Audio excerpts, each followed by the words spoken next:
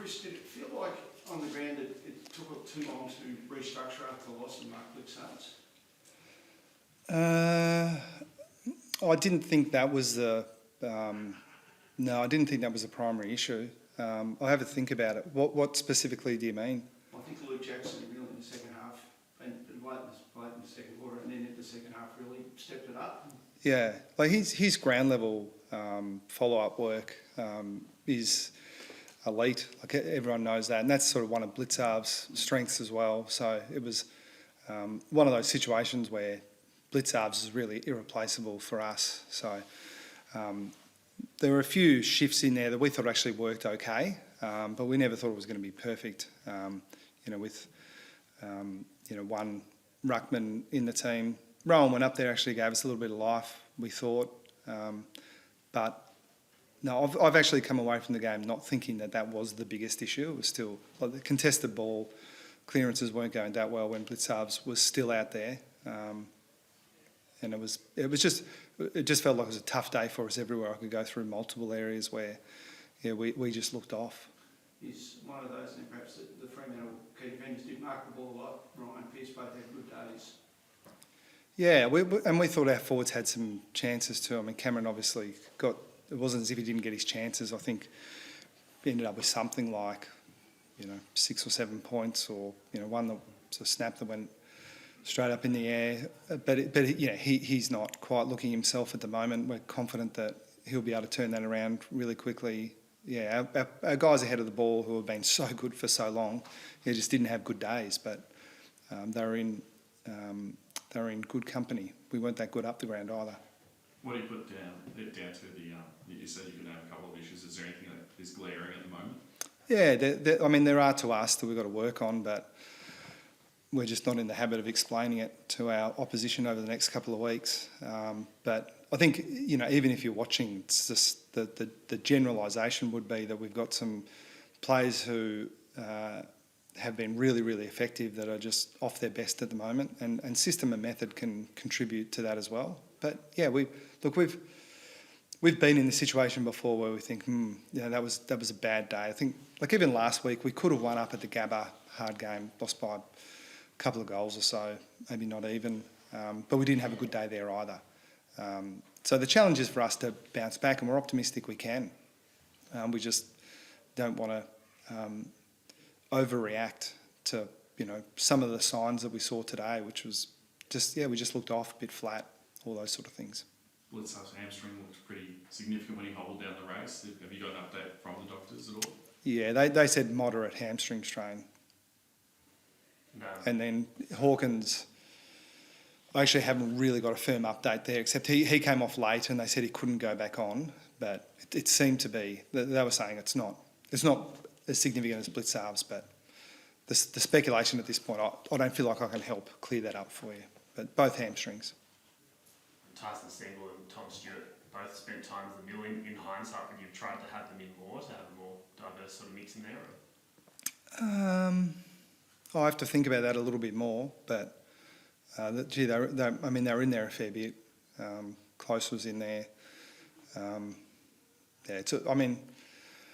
The answer is possibly, but the counterfactuals there are so hard. Like you can have guys that haven't been in there that often and you get beaten, and you'd come away saying, was it a surprise that guys that don't do many centre bounces got beaten by guys that do? So, yeah, it's certainly worthy of thought. And if you're looking at positives, has Tanner Bruin played a better game for you this year, do you think? Who's that, Tanner? Yeah. Time in the middle. Yeah. And that's been one of the upsides for us, I think, this year, that we have seen quite a bit, and from guys who are new to our club, Ollie Henry, Jack Bowes, Tanner Bruin, in significant roles. They haven't been... it's not as if we sort of put them in at the edges and asked them to be role players. They've been right in the thick of it and have shown signs that they can be really good players for us. It's a bit of a shame for them in a way that we haven't had many games where we've been at our best.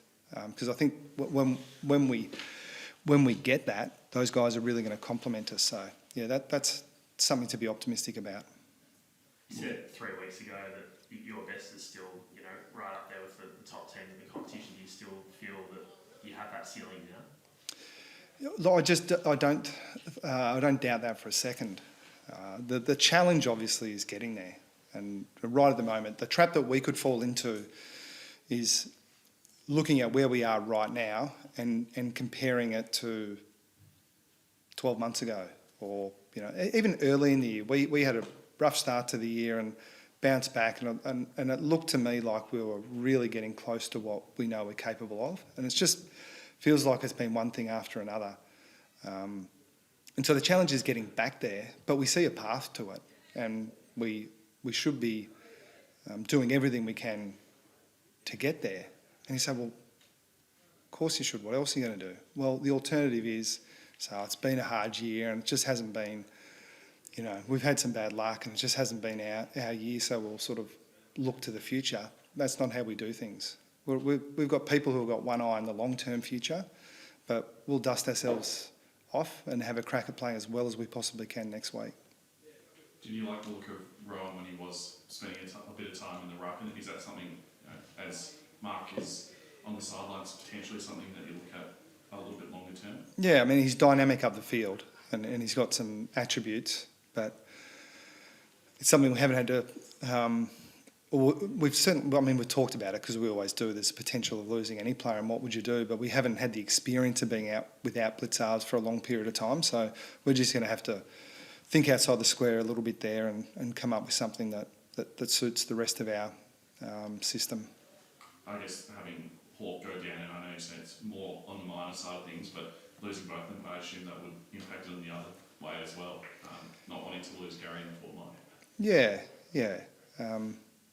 Impacted a little bit in this game, and it's hard to tell exactly where Hawkins is at, but again, we prefer to look at it that there will be opportunity, because even though we're not flying, we do have some guys that haven't been in our team that I'm really confident again end up really good players for us. Radigalia didn't play today. It may well open up for him. There'll be others as well that I think about Brandon Parfitt as well. He's just had one of those years as well, but maybe this is a chance that guys like that need to come in and have an influence and see if they can turn it around for us. The clearance work in the centre square in particular, is there something that you can sort of put down the last couple of weeks at least to why it is being so poor? Yeah, we think we know, but again, this is not very smart to offer smart coaches like Ken Hinkley an insight into what we don't think we're doing very well. Probably could say it, he'd work it out. Thanks.